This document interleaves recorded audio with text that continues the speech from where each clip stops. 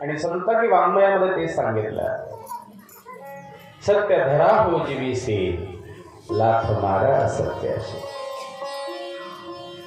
सत्यम वद धर्मं शर, हे शास्त्राने सांगितलेलं आहे. विष्णुदेवाने हे वागलं. विष्णुदेवांना हृदयाला भगवंत लावून घेतात आणि मंगल आशीर्वाद देत असताना सांगतात, विष्णुदेव तुम्ही तर धर्माचं पालन केलं आणि सत्य बोललात, म्हणून माझ्या ठाई असणाऱ्या सर्व ज्या काही शक्ती आहेत ते मी सर्व तुम्हाला देत आहे. या सृष्टीमध्ये ज्या पद्धतीनं मी कार्य करत आहे त्याच पद्धतीनं तुम्हीही उद्या कार्य कराल. ज्या पद्धतीनं माझे भक्त माझं संकीर्तन करतील त्याच पद्धतीनं तुमचेही भक्त निर्माण होतील आणि तेही तुमचं त्याच पद्धतीनं संकीर्तन करतील. तुम्ही या सृष्टीचे पालन करते व्हाल. या सृष्टीमध्ये सुख, समाधान, वैभव आणि औदार्य प्रदान करा. तुमच्या भक्तीने अनेक भक्तांना समाधान प्राप्त होईल. हा भगवंत सदाशिवांनी विष्णुदेवांना मंगल आशीर्वाद दिलेला आहे. आनंद झाला. ब्रह्मदेवानं मात्र आपली मान खाली घातली होती. ब्रह्मदेवाने भगवंताच्या पायाला स्पर्श केला. हे देवादे देवा, हे शंभू महादेवा, माझ्याकडून चूक झालेली आहे, पण मला एवढा मोठा शाप देऊ नका. मी तुमचा आहे ना, मला क्षमा करा, माझी चूक पोटामध्ये घ्या. भगवंत म्हणतात, एकदा धनुष्यातून निघालेला बाण आणि मुखातून गेलेला शब्द परत घेता येत नाही. शब्द दिला, एकदा श्राप दिला, तो कमी करता येत नाही. पण तुम्ही मला शरण आलात, मी त्याची तीव्रता कमी करेन, उशाप देईन तुम्हाला. तुमचे मंदिर तर होणार नाही, तुम्ही कोणाचे आराध्य होणार नाही, तुमच्या नावाचा काही जय जयकार होणार नाही. पण ज्या ज्या वेळेला संत, ऋषी, महर्षी, योगी, जपी ज्या वेळेला ध्यान करतील ना, ज्या वेळेला यज्ञ करतील, कर्तयुगातली गोष्ट जे सतयुगात, त्या वेळेला ते कर्म ब्रह्मकर्म म्हणून संबोधलं जाईल आणि त्या नावाने तुमचा अधिकार पुढे राहील. तुम्ही ब्रह्म व्हाल. ती अवस्था येईल, ती अध्यात्मातली उच्चतम अवस्था असेल आणि तुम्ही या सृष्टीचे निर्माण करते व्हाल. हे चराचर विश्व तुमच्यापासून निर्माण होईल आणि तुम्ही यांच्यावरती सुनियंत्रित अशा पद्धतीनं कार्य करा. हा माझा तुम्हाला उशाप आहे. त्या पद्धतीने कितकी भगवंताला शरण गेला, कितकीही भगवंताकडे हात जोडून म्हणतो, देवा माझ्याकडून चूक झाली, मी प्रलोभनाला बळी पडलो. असे बरेचसे खोटी साक्ष असतात. कधी कोणाची खोटी साक्ष कुठं देऊ नका. मग ते आमिषाला बळी पडून असेल, लोभाला बळी पडून असेल, प्रसंगाला असेल, नात्याला असेल किंवा कशालाही असेल, खोटी साक्ष देणे म्हणजे पदरामध्ये पाप घेणे है ना. खोटं साक्ष, हा ज्या वेळेला तुम्हाला एखादी गोष्ट जाणीवपूर्वक माहिती असेल तर तिथे साक्ष द्या. तर बऱ्याच जणांना असं वाटतंय, माझं घ्या पंचात न्या. जुनी शब्द माझं घ्या पंचात न्या. त्याच्या पुढे एक शब्द आहे, फजिती करून घरला या. म्हणून माझं घ्या कधी म्हणायचं नाही आणि फजिती करून घ्यायची नाही. कितकीला हे भगवंताने उशाप दिला. भगवंत म्हणतात, तू माझ्या पूजेमध्ये कधीही स्वीकारला जाणार नाहीस, पण जे माझे भक्त असतील, मग ते ब्रह्मदेव असतील, विष्णुदेव असतील, अन्य देव असतील, त्या सगळ्या देवांच्या पूजेमध्ये तुला स्वीकार करण्यात येईल आणि बरेच जण तुला स्वीकारतील, पण मी मात्र नाही. उशाप दिला. दोघांनाही आनंद झाला. ब्रह्मदेव विष्णुदेवांनी भगवान सदाशिवाच्या त्या सगुण स्वरूपाला एका उंच सिंहासनावरती विराजमान केलं. दोघांच्या अंतःकरणामध्ये भक्तिभाव उत्पन्न झाला आणि दोघांनी अंतःकरणातली भावना भगवंताकडे व्यक्त केली, देवा तुमच्यामुळे आम्हाला आमच्या स्वरूपाची प्राप्ती झाली, आमच्या जाणीवेची प्राप्ती झाली, आम्हाला ज्ञान झालं. आमची इच्छा आहे की आज तुमची षोडशोपचारे पूजा करावी. भगवंतही प्रसन्न होतात. तुमची इच्छा आहे ना, निश्चित करा. मग काय आणावं?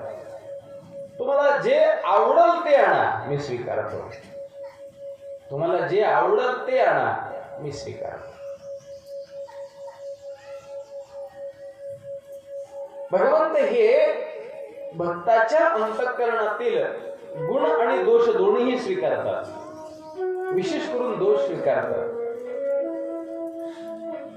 तुम्ही काहीही आणा, ठीक आहे. ब्रह्मदेव आणि विष्णुदेवांनी सृष्टीतील सर्वोत्तम अशा वनस्पत्या एकत्रित केल्या. सृष्टीतील सर्वोत्तम वनस्पत्या, ज्यामध्ये बेल आहे, ज्यामध्ये दवणा आहे, ज्याच्यामध्ये अनेक पद्धतीचे रसयुक्त असे पुष्प आहेत, वनस्पत्या आहेत, या सगळ्या एकत्रित आणल्या, त्याचं मिश्र केलं, त्याचा काढा केला आणि भगवंताला त्या रसयुक्त माधुर्ययुक्त त्या रसांनी अंघोळ घातली. स्नान झालं, शुचिर्भूत झाले आणि भगवंताची पूजा आरंभ केली. सत्योजातं प्रपद्यामि सत्योजाताय वै नमो नमः. भवे भवे नाती भवे भवस्म भवाय नमो. सुंदर पूजा.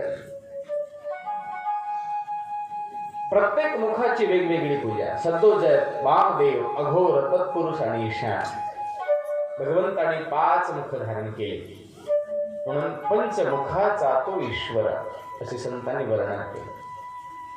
षोडशोपचारे पूजा झाली. अत्यंत दैदिप्यमान वैभव संपन्न पूजा झाली. भगवंत प्रसन्न झाले आणि भगवंताच्या त्या पूर्ण पूजेचा संकल्प सिद्धीस गेला आणि तिथं लोक उत्सव झाला, लोक जागर झाला. लोकांनी शिवनामामध्ये दंग होऊन भगवंताची पूजा केली. भगवंत प्रसन्न होऊन अभय देतात. ती तिथी जगातील पहिली तिथी म्हणून प्रकाशित झाली. तो उत्सव जगातील पहिला उत्सव म्हणून प्रकाशित झाला. तो उत्सव महापर्व म्हणून लोकाभिमुख झाला, ज्याचं नाव महाशिवरात्र. जे सर्व पर्वाचं आगर आहे असं संतांनी सांगितलं. सर्व पर्वाचे आगर, सर्व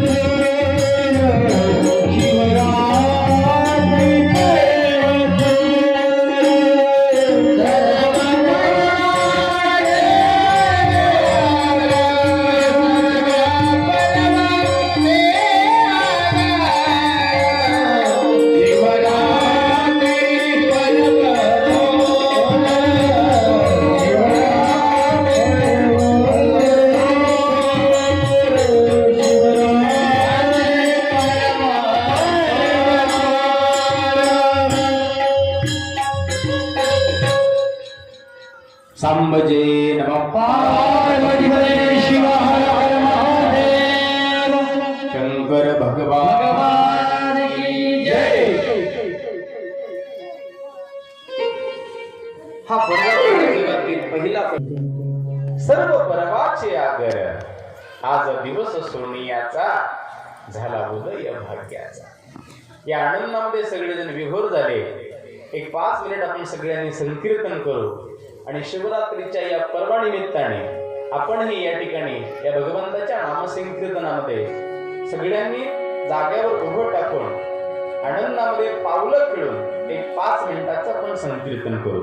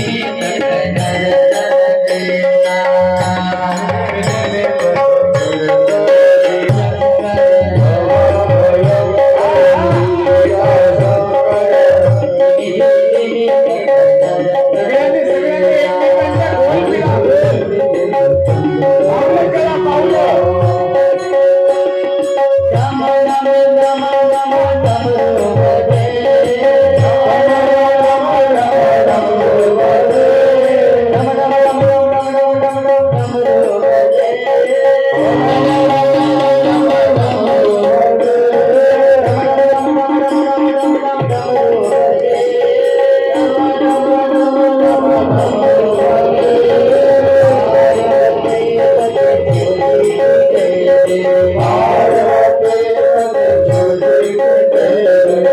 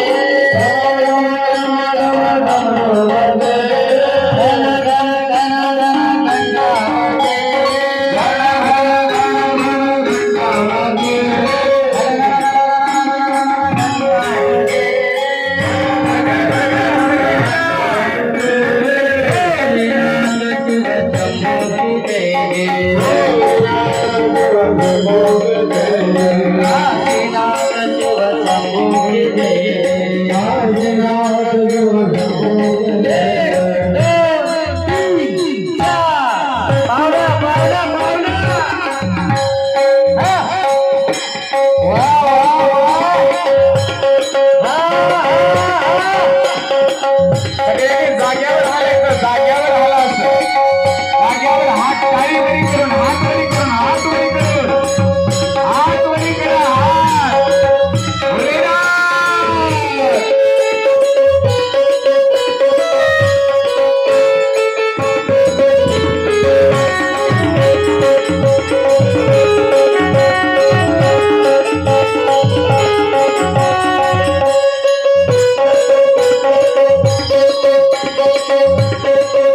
सगळ्यांनी एकाच वेळेला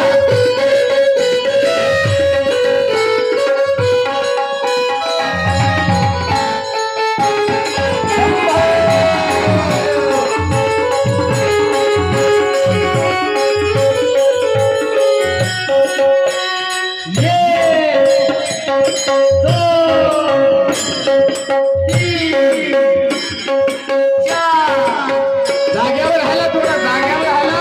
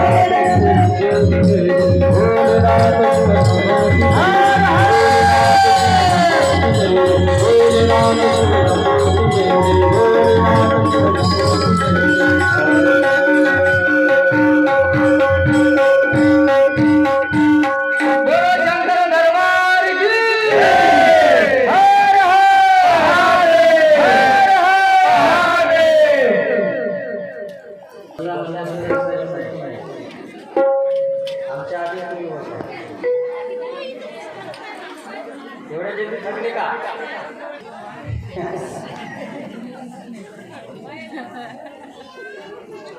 प्रसन्न होण्याचा प्रयत्न करा, आनंद मिळवण्याचा प्रयत्न करा. हा आनंद पुन्हा नाहीये. आनंद पुन्हा येणार आहे का? ही वेळ आता पुन्हा येणार आहे का? आत्ता आहे ना आनंद.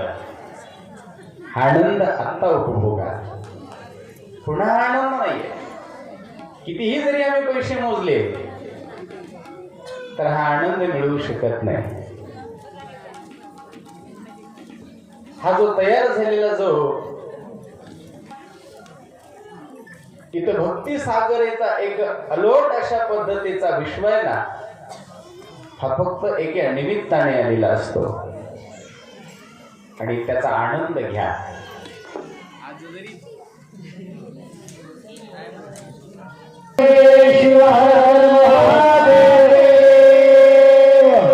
तुमचा आवाज येऊ द्या. हर हर. हा प्रसाद तयार आहे. हर हर. वा वा वा.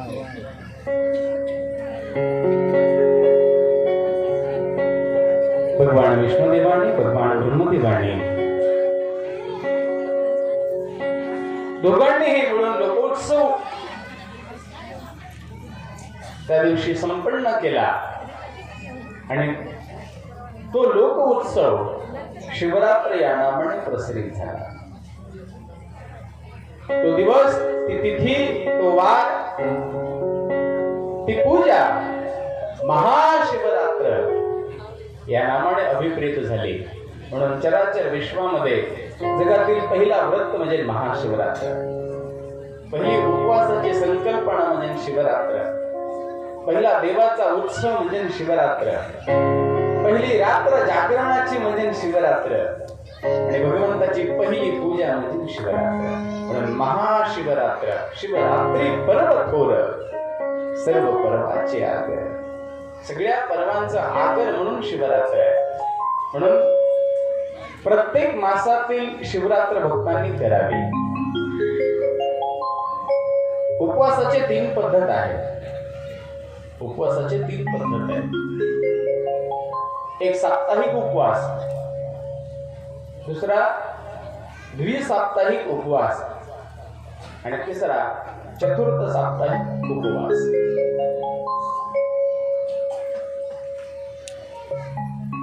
सप्ताहातून एकदा जो उपवास करतो त्याला आठवडी वार म्हणतो आपण. मग कोणी ज्याचा आराध्य जे असेल त्या नावावरती तो उपवास करतो. तो 12 तासाचा असतो. किती तासाचा? 12 तासाचा. आज संध्याकाळी जर आम्ही भोजन केलं, हात धुतले की 12 तासापर्यंत तोंडामध्ये काहीही घालायचं नाही. त्याला आठवडी वार म्हणतात. एक वेळेला भोजन, सकाळी उठणे, शुचिर उठणे, प्रातःविधी, सगळ्या जे काही क्रिया आहेत त्या उरकणे आणि ज्या आराध्याची तुम्ही ती व्रत संकल्पना केलेली आहे त्याची पूजा, मानस असेल किंवा क्रियात्मक असेल, ती पूजा झाल्यानंतर त्याला नैवेद्य समर्पित करून भोजन आपण करणे, त्याला 12 तासाचा उपवास म्हणतात. त्याला आठवडी उपवास म्हणतात. त्या उपवासामध्ये फक्त एकच उपवास फक्त संत मान्य आहे, त्याला सोमवार म्हणलेला आहे. फक्त सोमवार. अलीकडे वारही बदलले, ग्रंथही बदलले, बऱ्याचशा संकल्पना बदलल्या है ना. पण संत आणि शास्त्र शुद्ध पद्धतीने जर पाहिलं तर आठवड्यामध्ये फक्त एक उपवास करावा, तो सोमवार. तो कोणी करावा अशातला विषय नाही, सगळ्यांनीच करावा. सगळ्यांनी करावा आठवड्यातला सोमवार. हा साप्ताहिक उपवास आहे. दुसरा द्विसाप्ताहिक म्हणजे 2 सप्ताहानंतर केला जाणारा, त्याला पंधरवाडी म्हणतो. पंधरवाडी तो प्रदोष, तो 24 तासाचा असतो. आज संध्याकाळी जर जेवण केलं तर आज संध्याकाळचे 12 तास आणि उद्या दिवसभराचे 12 तास आणि मग दिवस मावळला की संध्याकाळी शुचिर्भूत होऊन संध्याकाळी भगवंताची पूजा करून मग प्रसाद अर्पण करणे आणि मग आपण जेवण करणे म्हणजे प्रसाद घेणे, हा प्रदोष. आणि तिसरा उपवास आहे जे 4 सप्ताहाच्या नंतर येतो, ज्याला चतुर्थ सप्ताह म्हणतात. 1 मासामध्ये येतो, त्याला शिवरात्र म्हणतात. ती 36 तासाची. शिवरात्र किती तासाची? 36 तासाची. आज संध्याकाळी जर भोजन झालं तर आज संध्याकाळचे 12 तास, उद्या दिवसभराचे 12 तास आणि शिवरात्रीच्या संध्याकाळचे 12 तास रात्रभर शिवजागर आणि मग शिवरात्र झाल्या दुसऱ्या दिवशी सकाळी भगवंताची पूजा, भोग आणि मग प्रसाद. 36 तास निरआहारी राहणे याला शिवरात्र म्हणतात. आता अलीकडच्या उपवासाची संकल्पना सांगायची गरज नाही. उद्या उपवास म्हणजे तयारी आजपासून असते. मी तर एके ठिकाणी असंच उपवास होता आणि स्नान झालं, शुचिर्भूत झालो आणि फराळ घ्यायचा होता. शिवरात्री दिवशी जमेल तर एकच टाइम फराळ घ्या. शिवरात्री दिवशी एकच वेळेला प्रसाद फराळ घ्यायचा असतो. अलीकडे बरेच जण 2-2 3-3 घ्यायला लागले. ती शिवरात्रच होऊ शकत नाही. आणि जर शरीर साथ देत नसेल तर तुम्ही शिवरात्रच करू नका. देव म्हणत नाही माझी शिवरात्र करा म्हणून.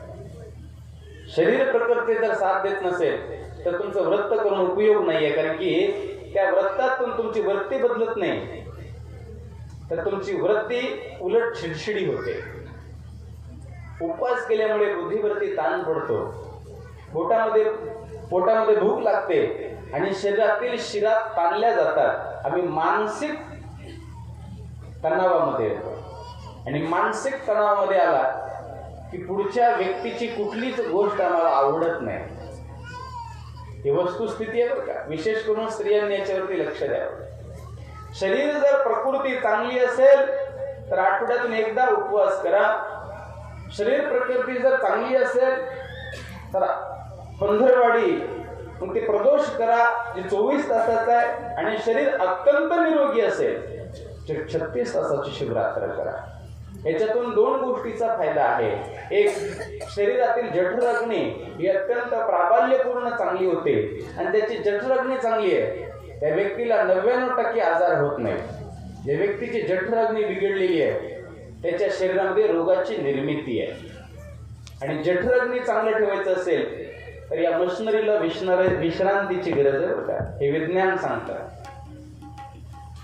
आणि संतांनी हे जे विज्ञान व्रतांच्या माध्यमातून दिलं हे शरीर चांगलं राहावं म्हणून दिलेलं आहे, देव मिळावं म्हणून नाही. व्रताची संकल्पना देव मिळावी म्हणून नाही. तुमचं शरीर निरोगी राहावं, तुमचं मन प्रसन्न राहावं आणि प्रसन्न मनाने तुम्हाला भगवंताचं भजन करता यावं म्हणून व्रताची संकल्पना आहे. व्रत या शब्दाचा अर्थ काय? व्रत या शब्दाचा अर्थ ज्या क्रियेतून वृत्तीत बदल पडणार आहे त्याला व्रत म्हणतात. वृत्ती पालटोनी जाय चित्त समाधान त्याला व्रत म्हणतात. आपल्या भाषेमध्ये त्याला उपवास म्हणतो आपण ना. उपचे 2 भाग पडतात. सवर्ग. पहिला वर्ग उप म्हणजे समीप, दुसरा वर्ग वास. भगवंताच्या जवळ वास करण्याचा योग म्हणजे उपवास. या संकल्पनेतून संतांनी, ऋषीमुनींनी किंवा महापुरुषांनी आम्हाला निरोगी होऊन भगवंताचं भजन करण्याचं सूत्र दिलं, बाकी काहीच नाही. मी तुम्हाला कालही सांगितलं असेल, मन में चंगा तो काटवट में गंगा. मन नाही चांगलं निघालंय गंगेला पाप धुवायला, गंगा का पाप धुते घ्यायचं. ठीक आहे, जुनी संकल्पना आहे गंगा पापम. गंगेमध्ये आंघोळ केलं की पाप धुवून जातं. आणि हे जर खरंच राहिलं असतं तर जगात कोणी पापीच राहिलं नसतं ना.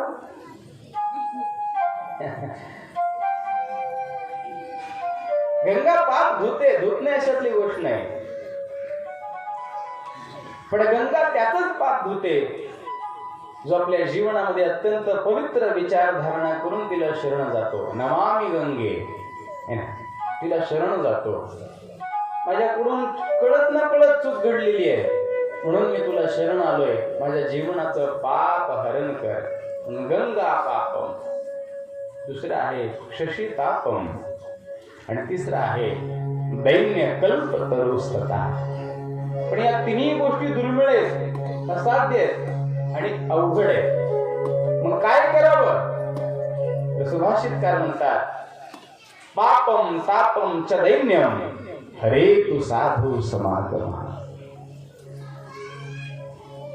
पाप घालायचं असेल गंगेला जावं लागेल, पाप घालायचं असेल शशीची अर्चना करावी लागेल आणि दैन्य घालवायचं असेल तर कल्पतरूच्या छायेखाली यावं लागेल. पण या तिन्ही गोष्टी आम्हाला दुर्मिळ आहेत. पण एक गोष्ट सुलभ आहे ते म्हणजे साधूचा समागम. अरे तू साधू समागम.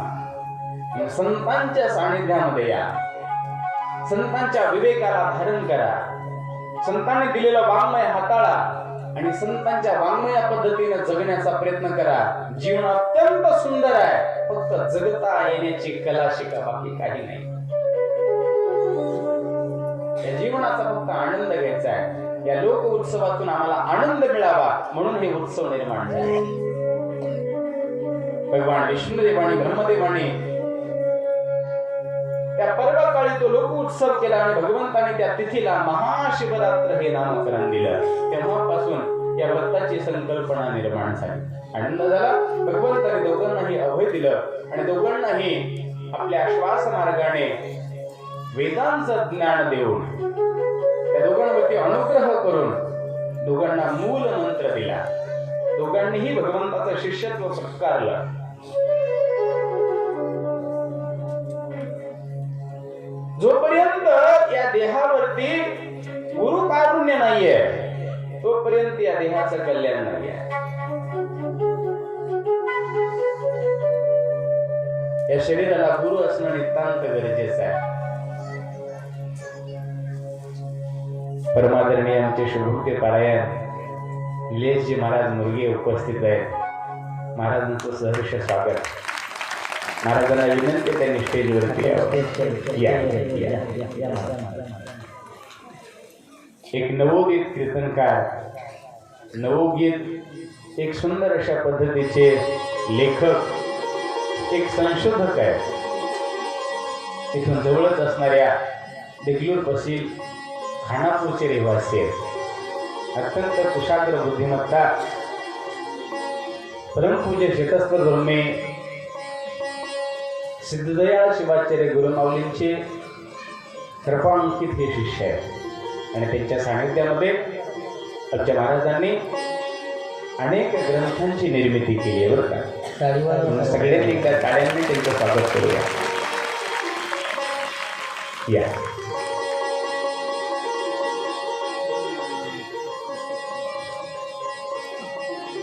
भगवान सदाशिव आणि विष्णुदेव ब्रह्मदेव या दोघांनाही अनुग्रह करून मंत्र दीक्षा दिली आणि मंत्र दीक्षेच्या माध्यमातून आत्मशक्तीच्या विकासाची साधना भगवंतांनी या दोघांनाही प्रदान केली. जोपर्यंत आत्मशक्तीचा विकास नाहीये तोपर्यंत स्वतःची ओळख नाहीये, आणि स्वतःची ओळख नाही तोपर्यंत अध्यात्म पूर्णत्वाला नाहीये.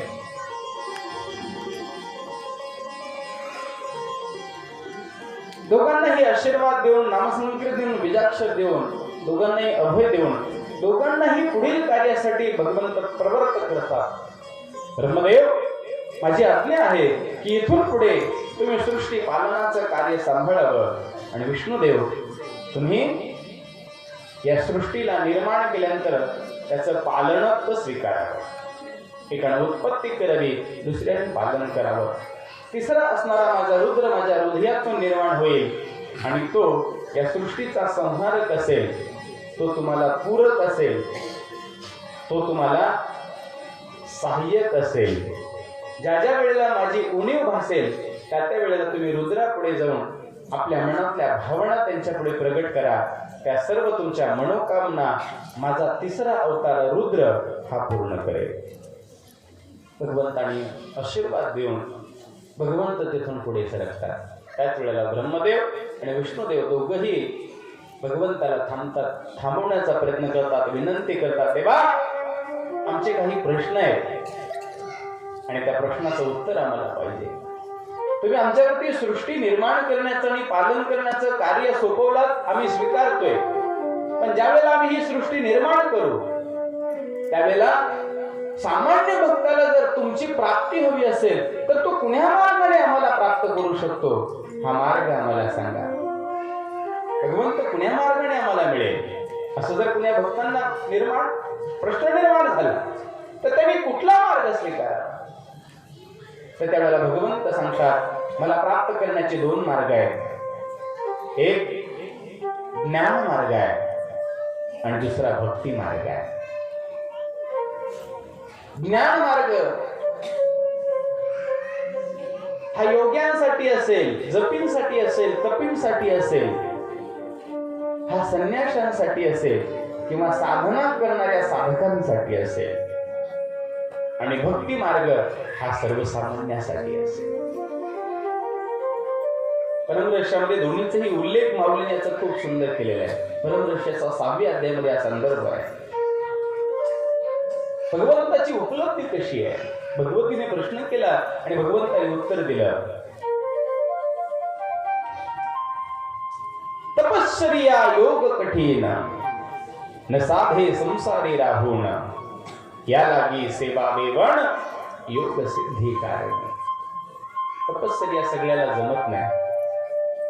अलीकडे आम्ही बऱ्याच ठिकाणी काही साधूंच्या तपश्चर्या पाहिल्या, फिरते अनुष्ठान. ते वाचल्यानंतरच आम्हाला हसू आलं. काही गोष्टी दाखवण्याच्या असतात आणि काही गोष्टी अनुभवण्याच्या असतात. संतांचा योग अनुभवायचा आहे, दाखवायचा नाही. पण दुर्भाग्य आहे, आज दर्शन संपलन प्रदर्शन शिल्लक राहील. त्या प्रदर्शनातून भक्ती विसंगतीला गेली आणि माणूस कर्मकांडाकडे गुंतला, भक्ती मार्ग लोप पावला. माझ्या संतांनी सांगितलंय किंवा बसवली प्रभूसारख्या संतांनी वाङ्मयामध्ये सुद्धा सांगितलं, ज्या वेळेला या मनुष्य योनीमध्ये विकृती निर्माण झाली, भक्ती लोप पावत गेली, त्यावेळेला भगवंताने आपल्या प्रमथ गण नंदिकेश्वराला आज्ञा केली, नंदिकेशा माझी आज्ञा आहे, तुम्ही लवकर या भूमंडळीवरती जावं आणि माझी जी भक्ती साधना आहे ती लोकाभिमुख करावी.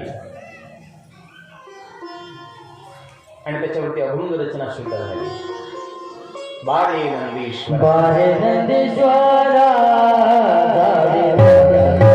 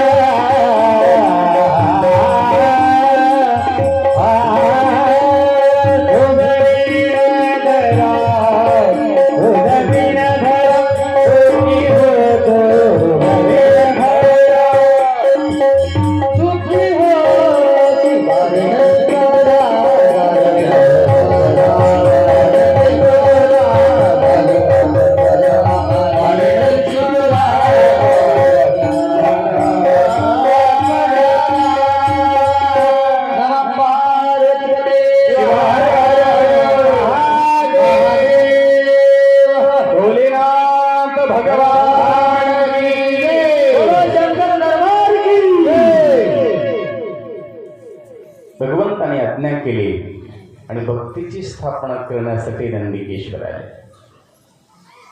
नंदिकेश्वर हे धर्मपुरुष आहेत आणि म्हणून भक्तीचा सोपा मार्ग सांगितला. दुसरा मार्ग असे पै भजन, निर्भयपणे आनंदून करत राहावे रात्रंदिन तुझी चिंता नसावी. सहज जगा, सोपं जगा, साधं जगा, सरळ जगा, सोज्वळ जगा, निर्मळ जगा, पवित्र जगा. साधी पद्धती आचरणामध्ये ठेवा. ब्रह्मदेव आणि विष्णुदेवांनी हात जोडले. देवा, तुमची उपासना करायची असेल तर काय करावं लागेल? त्यावेळेला भगवंत म्हणतात, मला ज्या प्रिय वस्तू आहेत त्या अर्पण करा. मग काय प्रिय आहे? ज्याला वाटतं ना भगवान सदाशिवाच्या कृपेला प्राप्त व्हावं, भगवान सदाशिवाची दृष्टी आमच्या कुटुंबावरती असावी आणि आमचं घर सुखी आणि समृद्ध राहावं असं वाटत असेल